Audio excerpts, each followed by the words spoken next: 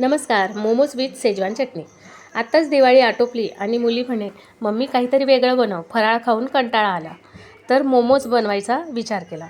तसेच थोड्या तेलात बारीक चिरलेला अद्रक लसूण परतवून त्यात बारीक चिरलेली पत्ताकोबी, सिमला मिरची आणि गाजर परतवून त्यात थोडे मसाले टाकून सुकी भाजी केली. तसेच उकळत्या पाण्यात लाल सुक्या मिरच्या टाकून उकळवून पेस्ट करून घेतली. थोड्या तेलात अद्रक लसूण परतवून त्यात लाल मिरची पेस्ट टाकून त्यात soya sauce, red chilli sauce आणि टोमॅटो केचप टाकून शेजवान चटणी बनवली. तसेच मैद्याची पारी स्नेहाने लाटली व त्यावर गार झालेली मोमोजची भाजी भरली. त्या पारीच्या तिने करंज्यांप्रमाणे मोमोज तयार केलेत व एका थाळीला तेल लावून त्यात सगळे मोमोज रचले.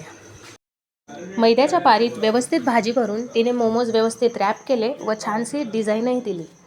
आता तिने स्टीम घेण्यासाठी एका ॲल्युमिनियमच्या भांड्यात पाणी गरम करायला ठेवले. त्यात ती मोमोज रॅप करून ठेवलेली थाळी ही स्टीम घेण्यासाठी 15 ते 20 मिनटं ठेवून स्टीम घेणार. याप्रमाणे हे मोमोज रॅप करून झाले आहेत. आता ते स्टीम घेण्यासाठी या पाण्यावर एक रिंग आहे, त्यावर तिने ती थाळी ठेवली.